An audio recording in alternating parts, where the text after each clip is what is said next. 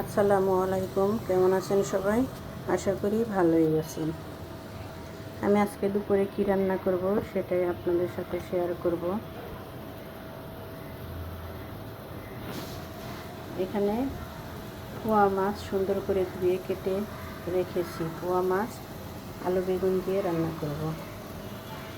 এখানে চিংড়ি মাছ বেছে রেখেছি।